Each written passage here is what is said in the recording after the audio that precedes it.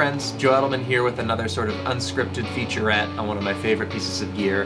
This is my 1997 made in Korea Epiphone Casino, which I bought around 2017, around the time that Burnt Holiday was getting ready to do our tribute to OK Computer. I'm going to talk in a little bit about some of the recent mods that I've done to this guitar and give you some sound examples, but before I do that, I just wanted to thank everybody who was able to attend the premieres of the footage from Theirs recent show in Philadelphia at the World Cafe Live. It was an amazing night that we had. We had so much fun. Thank you to all of you who could be there in person, obviously, but even those who were able to attend the premieres, it was great for us to sort of relive and recapture that moment with all of you live. And for those of you who didn't catch my post from a few days ago, there are some exciting yet bittersweet changes coming to the lineup for There.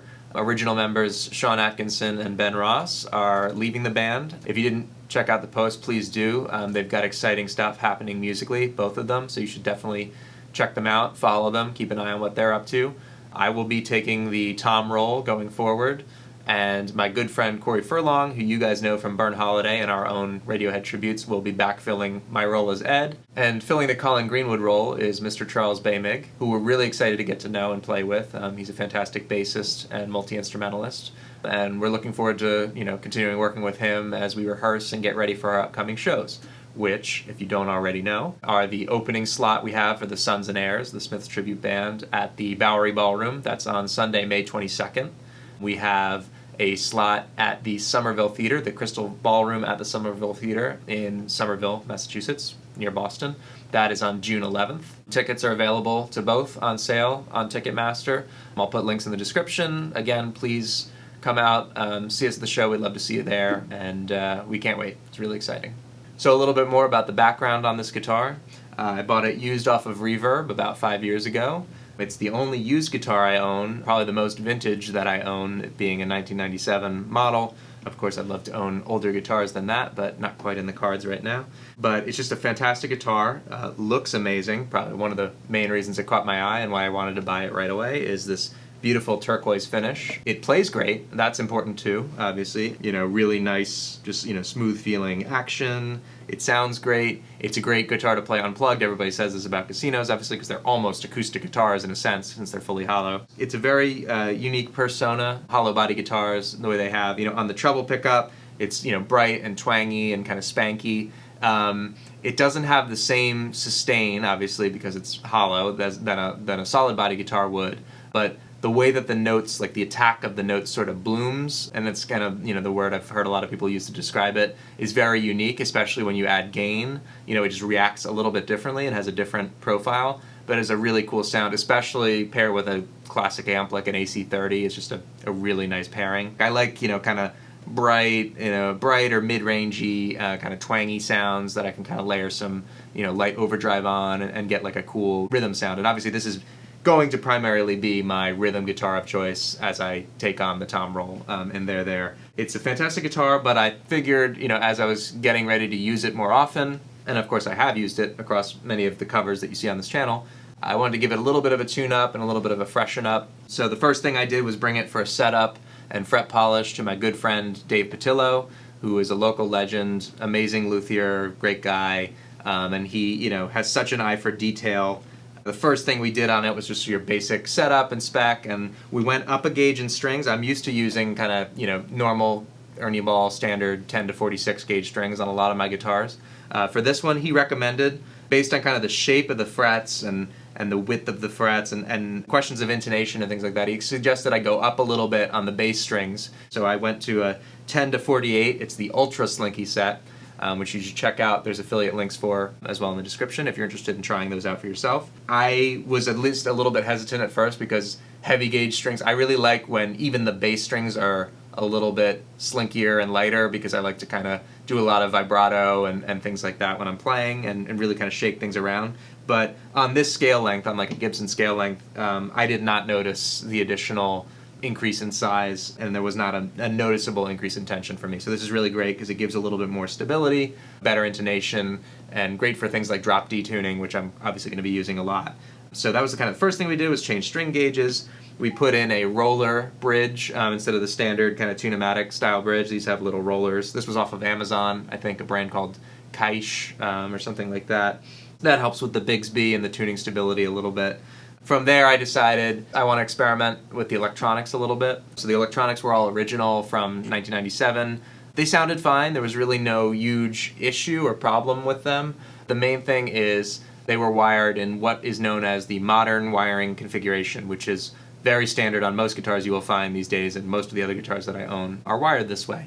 Without getting into the technical details of it too much, there's one undesirable, well, depending on who you ask, undesirable feature of modern wiring, which is that when you roll the volume back, say you're using your pickups and you want to roll the volume down a little bit, maybe you want to clean up a distorted sound that you have, you want to kind of roll it back, you're going to lose treble content. Like it's going to get duller sounding, a little bit darker as you roll the volume knob back.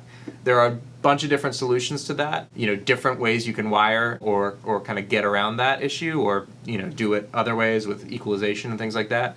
One of them is a treble bleed, which is like a sort of like a resistor and a capacitor that they put across the volume pot, and that will help keep some treble back in the signal as you roll the volume knob down. But I was actually, and I've done that to other guitars, but I was interested in trying another method that I've heard about, and you may have heard about, called 50's wiring. It's called 50's wiring because that's how they originally did it in the 50's before they moved to modern wiring. And that kind of changes where the tone knob is placed in relation to the volume knob in the circuit.